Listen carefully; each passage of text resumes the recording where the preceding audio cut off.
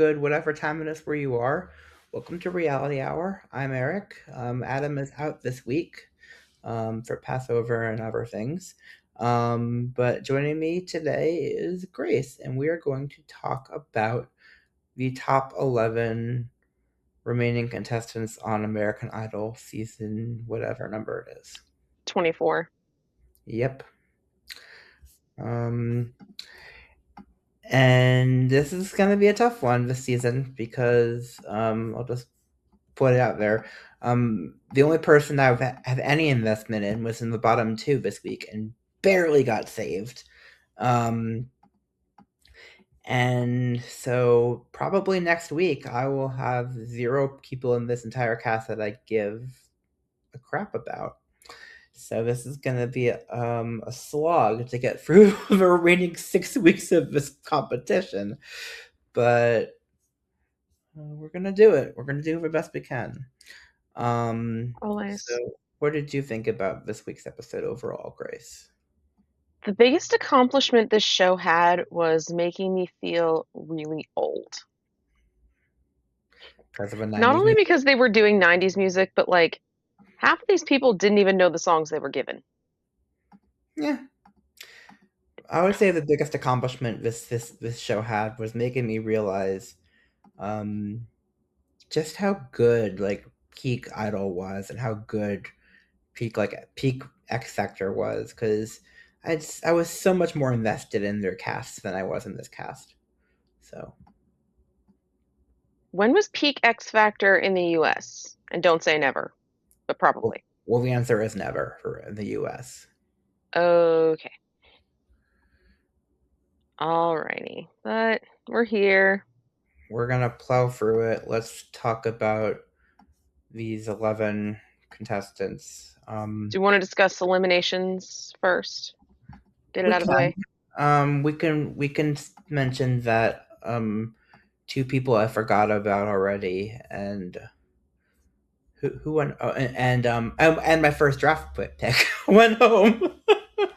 Yeah, so Yulian and Jake were eliminated. Well, okay, so we weren't here last week, but out of the top 20, we lost Cutter Bradley and 5 girls, who I'm not going to name, but there's only 4 left out of 11 people.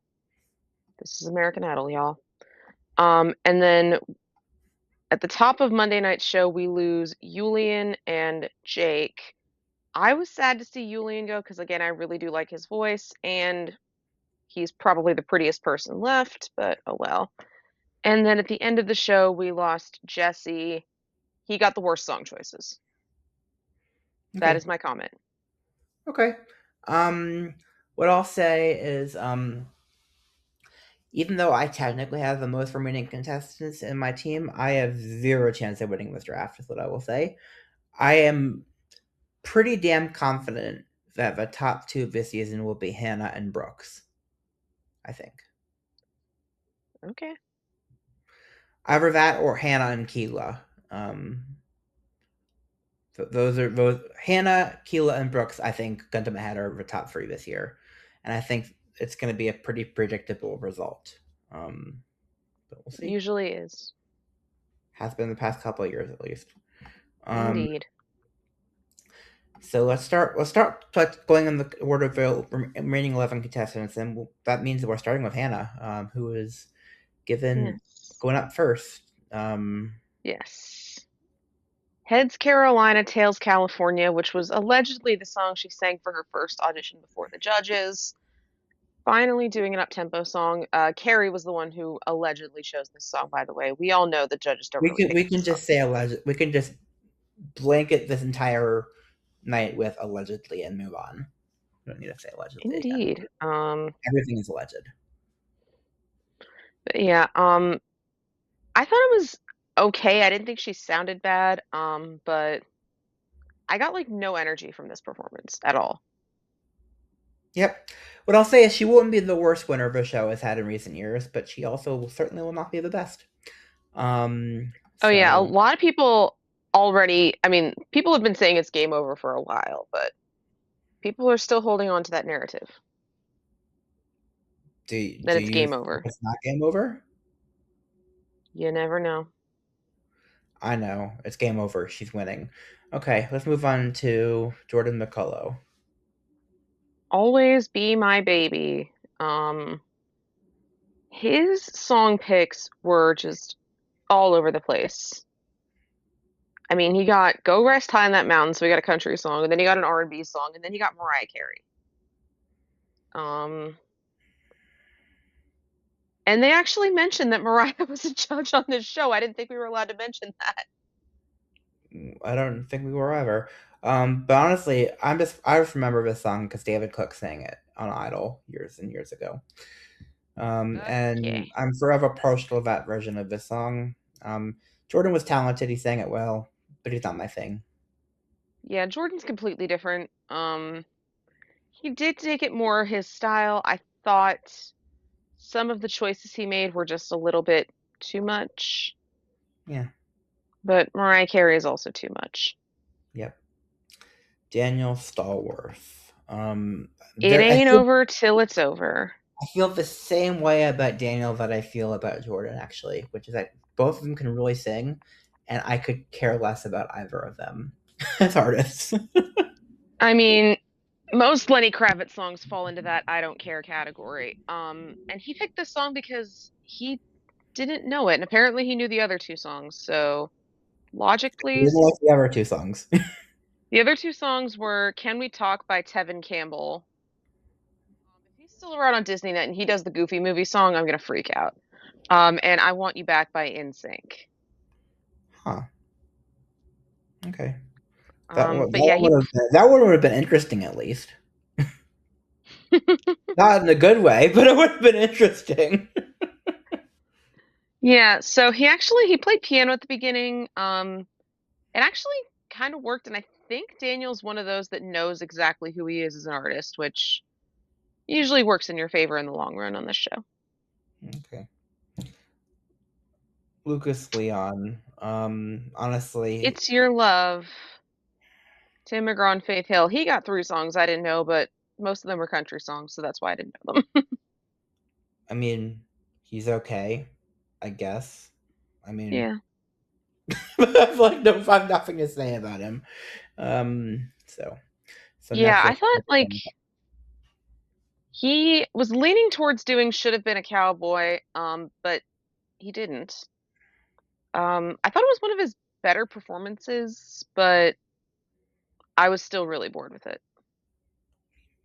Sure, Chris Tungseth. Ugh, I'll be. Oh my God.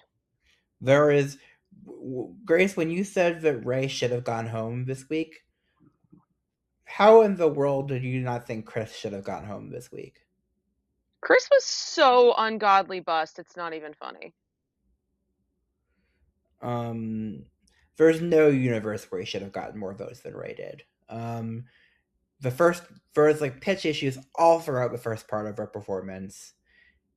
Plus, it's all B. It's like it's like overdone to death, and yeah, no, just no, no.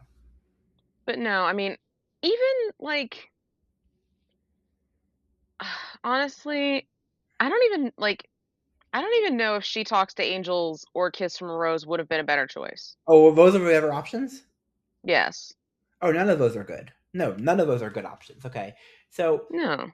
so give him a pass on his long choice, but I'm not going to give him a pass on being pitchy and kind of boring. So no. But like this is one of those songs where as soon as I hear it, I'm just like, I'm gonna go to a happy place. It was clear from the judges' comments that they really wanted him gone, especially like when he got bust and Philmon got praise. Because he is probably Philmon's biggest threat. But oh well. Well, speaking of Philman, we're going to talk about Philman next. Honestly, this was the first performance of Philman's that stood out to me at all. He's my second favorite after Ray at this point, actually, which isn't saying much at all. But I didn't hate this. Hard to Handle is not a 90s song. Okay. Just saying. It's from the 60s. It's also done a lot. The sleepy beginning I didn't really care for. But he clearly just isn't popular, so I mean, It I mean, just he's not gonna annoys make me when you oh, have to like tear somebody down to make somebody else look good, and that's exactly what the judges were doing. They were tearing Chris down to try to bump Philmon up, and it's not going to work. you're right, it's not gonna work, but honestly, I thought Philman was pretty decent this week, so. Oh well. I guess I'm too hard to handle, which I am. All right. Kyndal, who did, I mean, Iris was, it was clear when her songs were revealed this is the one she was going to do. Because she seemed more excited about this one than either of the other two. I would have liked, I thought she would have done good with Torn, but she didn't know the song. So, and I don't know how that's possible. Like, this is the part where I feel old. I do get the song choice because I've heard someone with a very similar voice to Kendall sing the song before. Grace Davis, I, from X okay. Factor, recorded a cover of this song. Grace sang it way better than Kendall did, and it was a similar I, arrangement. yeah, I've heard a lot of like covers of the song that go down this lane. There were moments where it was really good. I was just kind of bored with it. But again, that's not really her fault. Because if she had done You're Still the One, I would have fallen asleep too. So we have to. Torrin would have been a better choice than this, but eh. She didn't know the song. Okay, Brooks. Um, I'm still not Linger. sure I like his voice, but what I'll say, I'm coming around to him. At least he's unique because everyone else this season basically is so goddamn generic. Um, that I have a massive amount of. I like Brooks purely because he's unique and he actually sounds different from everybody else. Um, and if he makes the finale, which he very well might, I'll get to go to a hometown visit, which would be a nice bonus. Okay. But So I want to know like what producers are sharing brains because he got two Cranberry songs and Losing My Religion, which again, he didn't know how on earth is that humanly possible. Um, but no, he Linger I did think was the better choice. He clearly wasn't very comfortable with it, which is a big part of why I don't like this theme because even though I'm all for people going out of their comfort zones, like it's clear that they would not pick these songs for themselves yeah, ever. hmm I And don't I like. thought it was his worst performance so far, but I do still like him. And I still like him because at least he's different. I mean, at least it doesn't sound like so many other contestants we've had in past seasons. I can't think of a contestant that sounded quite like his voice. So, even though I don't love it, I at least respect it. um, okay, now to Ray. who barely survived this week. And will probably be gone next week because F this season. I will say, was it perfect? God no. Um, but in terms of difficulty, she was attempting something 500 times harder than basically everybody else was this season. And based on her prior performances, like I didn't watch very many performances from the Songs of Faith the theme, but I did watch Ray's performance of Up the Mountain, which I thought was the best performance of the season so far. And based on that performance, she could have pulled this off in theory. So I give her props for taking the risk, I guess. I mean, it's gonna be. I'm gonna be sad when she goes next week because she's probably gonna go next week. But if she doesn't go this week, she'll go the following week, which sucks. 100%. But um, but I mean, I like her a lot, and at least she's a local, so I'll get to see her live a couple of times occasionally, which would be nice. But yeah, I was hoping she'd go further. But yeah, Love Will Lead You Back is typically a song that means death. Um, in this case, it didn't, although she barely survived. She didn't really do anything different with it, but to be fair, these diva ballads are not really up for interpretation. So I can't hold that against her. And I don't, I mean, she did make the best choice given what she had. I'll Make Love to You would have been a disaster. Oh, that would be horrible. Was the ever was Walk a certain? Away Joe would have been nice, but she's not a country singer, so Yeah, no, I understand why she didn't do that one. But yeah, I thought it was okay. She's going home next week. probably. Oh well. Braden. I will say, All like Ray, I he also must okay. say. Like Ray, Braden attempted something super difficult. Unlike Ray, I don't think there's any universe where he could have pulled it off based on his prior performances. That high note was particularly kind of grating to me, actually. Okay, so one of the three songs that he was given was the asteroid song. When that came up, I was like, literally pick either of the other two songs, just not that one. Okay. He got the What was asteroid the third song, option? Jesse got Hallelujah. So it's like What was the third option for Braden? Freedom 90, which would have been, I mean, it's up tempo, so it would have been at least something different. Yeah, that would have been 100% the right choice. Okay, whatever. But yeah, I mean, this was kind of the curveball pick, but he did a decent job with it. There were a few notes that he missed, but it was better than I thought he did would do. And again, he didn't sing the asteroid song. Okay, good. I guess minor credit to him for that. If he Keyla had, I would have like my head would have blown up. Keyla Richardson, who I Yeah. think is a lock for the top three, along with Hannah and probably Brooks. I think for the top three this year. This was better than the last performance of Keyla, which I watched. Still not my thing, but it was better at least. Zombie. Again, she got three songs that she didn't know.